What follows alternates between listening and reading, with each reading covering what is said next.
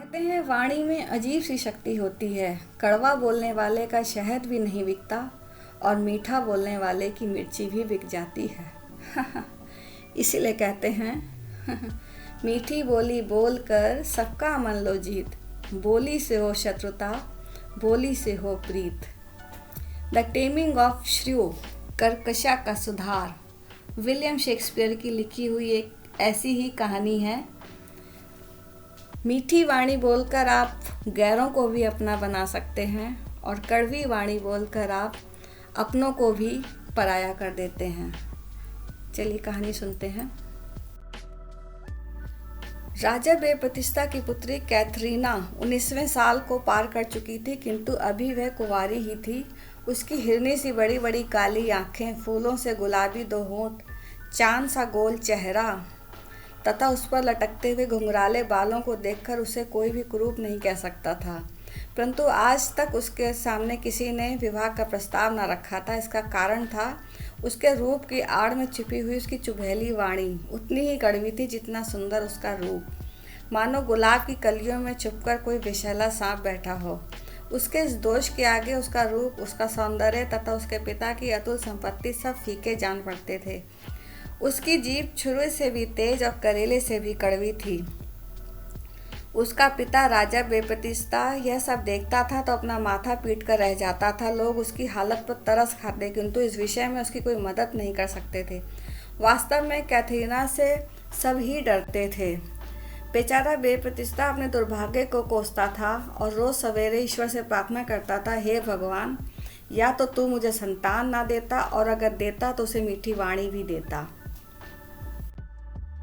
ईश्वर के कानों तक बेपतिस्ता की यह प्रार्थना पहुंची या नहीं, मगर एक चमत्कार अवश्य हो गया। एक दिन एक मनचला लड़का बेपतिस्ता के पास आया और बोला, मैं आपकी लड़की से विवाह करना चाहता हूं और जानना चाहता हूं कि आप दहेज में मुझे कितना रुपया देंगे। पहले सवाल पर ही इतनी स्पष्ट और निश्चय की सी बात सुनकर बेपतिस्ता को कुछ भ्रम हुआ कि कहीं वह युवक भूल से तो उनके घर नहीं आ गया, क्योंकि उसे यकीन ही नहीं आता था कि कोई भला मानुष उसकी लड़की से विवाह करने का नाम भी कभी ले सकता है। उसने एक बार लड़के को सिर से पांव तक देखा और पूछा, बेटा तुम्हारा क्या नाम है? लड़के ने एक ही सांस में कह डाला, ओह, मैं अपना परिचय देना तो भूल ही गया, माफ़ कीजिए, मेरा नाम पेट्रुशियो है और मैं अपने पिता का इकलौता पुत्र हूँ।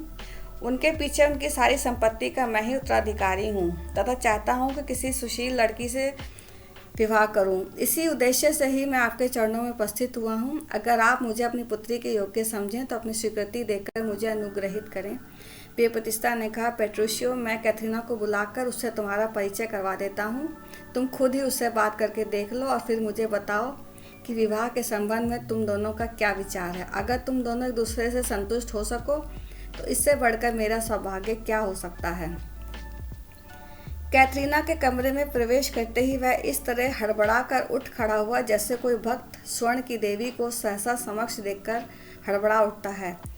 बड़ी नम्रता से बोला, आओ मेरे मन की रानी, मैं कब से तुम्हारी राह में पलके बिछाए बैठा हूँ। कैथरीना ने शेरनी की भांति गरज कर कहा, बंद करो बकवास, बताओ मुझे तुमने किस लिए यहाँ बुलाया है। पेट्रुशियो ने कहा, ऐसा बहाना किया जैसे वह मीठे शरबत के घूंट भर रहा हो तथा आनंद विभोर होते हुए उसने कहा, सुभाषिनी, तुम्हारी अमृत मधुर इस वाणी को सुनकर मुझे संसार से ईर्ष्या होने लगी है। मैं चाहता हूँ कि तुम्हारे एक एक अल्फाज को कानों से पी जाऊँ।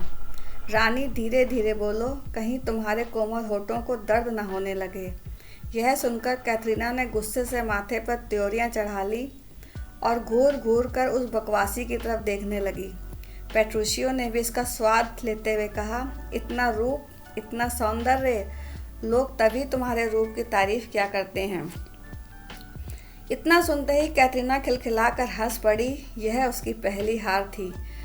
दूर पड़े खड़े बेपतिस्ता ने देखा कि पहली बार उसकी कैथरीना किसी युवक के सामने मुस्कुराई है तथा उससे घुल मिलकर बात कर रही है। यह देखकर उसके आनंद की हद ना रही और कहीं यह दृश्य सपना ना हो जाए। यही सोचकर उसने उसी वक्त बाजे और शहनाइयाँ बुलाकर पेट्रुशियो के साथ कैथरीना के विवाह की घोषणा कर दी। यह पेट्रुशियो की पहली जीत थी। उसने कैथरीना के चिड़चिड़ेपन और कैंची सी जुबान के विषय में बहुत सुन रखा था।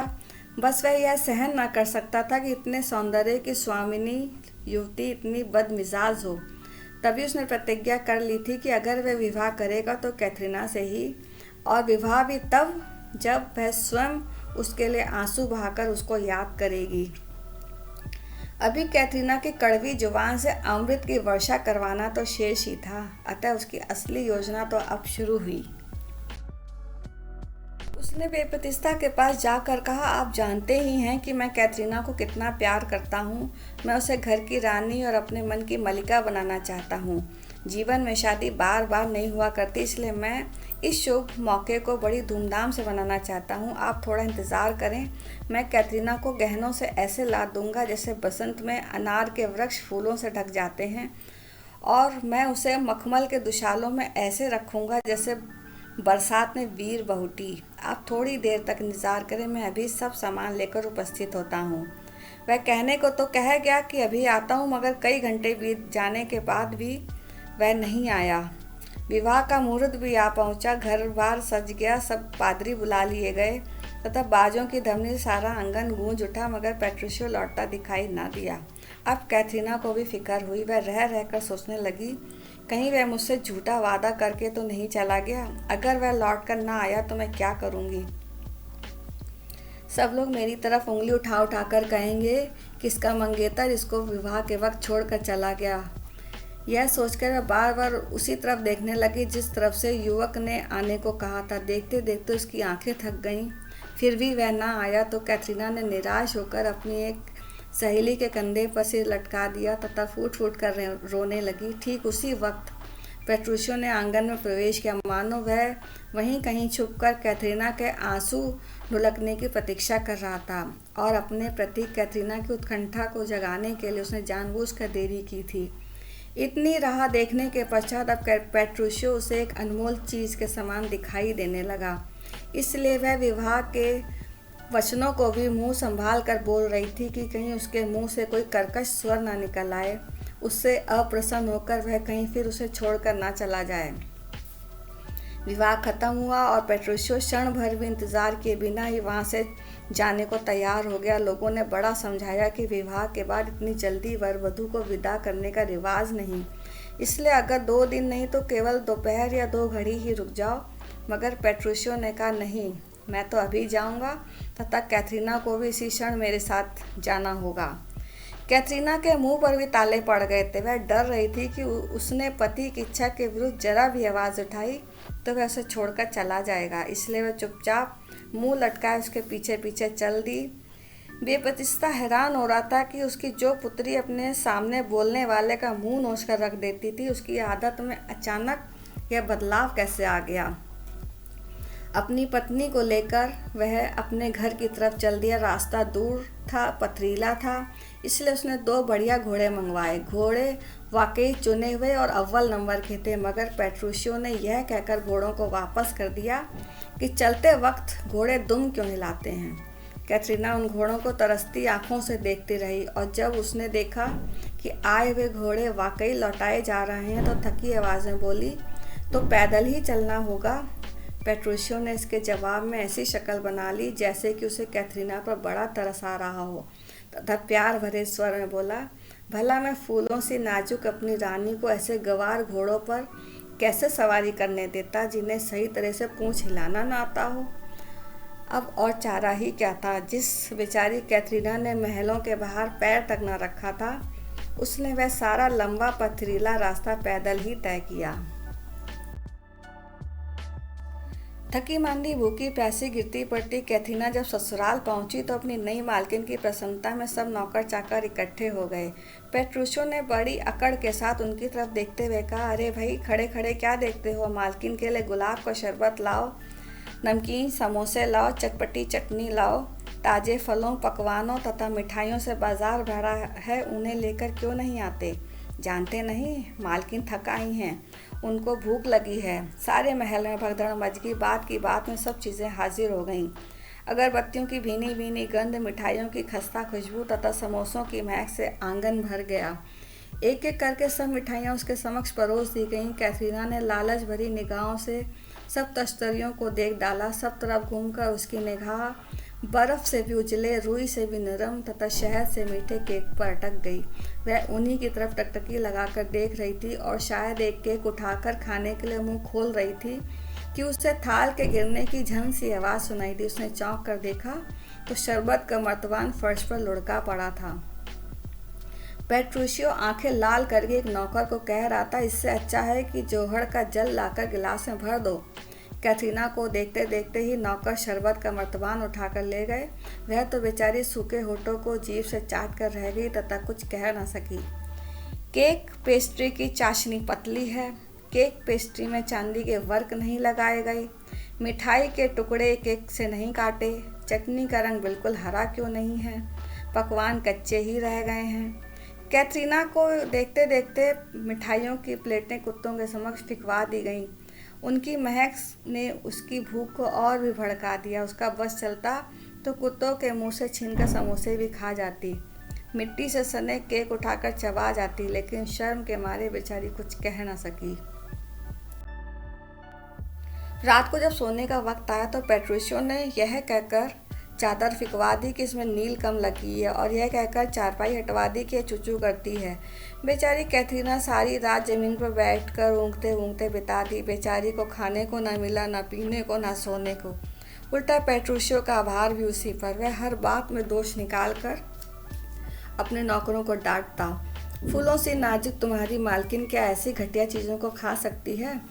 उसकी पेट में पीड़ा होने लगेगी, उसका गला बिगड़ जाएगा। ले जाओ इन चीज़ों को और शाही खाने तैयार करके लाओ। नौकर बढ़िया से बढ़िया वस्तु लाते, किंतु पेट्रूशियो कोई भी चीज़ को कैथरीना के लायक न जान पड़ता और फिकवा देता। इस प्रकार करते करते 3 दिन गुजर गए। चौथे दिन पेट्रूशियो ने अपने नौकरों को अकेले में बुलाकर समझाया कि आज जो दाल बनाओ उसमें नमक बिल्कुल मत डालना, जो सब्जी पकाओ उसे जानबूझकर कच्चा छोड़ देना और जो रोटी बनाओ उसे जानबूझकर जला देना। चौथे दिन जब थालियां परोसी गईं तो पेट्रूशियो के नौकरों की तारीफ करते हुए ना थकता था। वह जिस वस्तु को हाथ लगाता उसी की तारीफों के पुल बांध देता। जब पेट्रूशियो ने साग तथा भाजी का वह थाल उसकी तरफ बढ़ाया तो कैथरीना ने उसे भगवान का प्रसाद समझकर ले लिया। वह जानती थी कि रोटियां जली हुई हैं। वह ये भी देख रही थी कि सब्जी भी कच्ची है, फिर भी उसने सौभाग्य समझकर उन्हें ले लिया। वह जानती थी कि उसने किसी वस्तु में तनिक भी दोष निकाला तो पेट्रूशियो खाने को कुत्तों के समक्ष फिकवा देगा। जो कैथरीना माँ बाप के घर में भली चंगी चीज़ों में भी दोष निकालकर हजारों नखरे करती थी, वही अब 100 दोषों से भरे खाने को सौगात समझकर खा रही थी। अब वह पेट्रूशियो की बात में जरा भी नहीं करती थी। उसे पता था कि नहीं करने का मतलब है भूखों मरना, प्यासे तरसना और बिना सोए रातों को काटना। एक दिन कैथरीना के घर से एक न्योता आया। उसकी छोटी दोनों बहनों का विवाह था। पेट्रूशियो ने झटपट न्योता को स्वीकार कर लिया तथा कैथरीना को तैयार होने के लिए कहा। पेट्रूशियो को अभी भी शक था कि कहीं माँ बाप के घर जाकर यह फिर न बिगड़ उठे। यह सोचकर उसने कैथरीना के लिए बढ़िया से बढ़िया गहने और कीमती से कीमती सूट सिलवाने का आदेश दे दिया। जब दर्जी कपड़े सील कर लाया तो उन्हें देखकर कैथरीना की आंखें प्रसन्नता से चमकने लगी, लेकिन पेट्रूशियो को एक भी वस्त्र पसंद न आया। वह हर एक में दोष निकालकर कहने लगा, ब्लाउज का रंग बहुत तेज़ है, उससे कैथरीना की सुंदरता छुप जाती है। स्कर्ट का किनारा जरा हल्का है, वह कैथरीना के सुंदर मुख के समक्ष ऐसा लगता है जैसे सोने में तांबा जड़ दिया हो।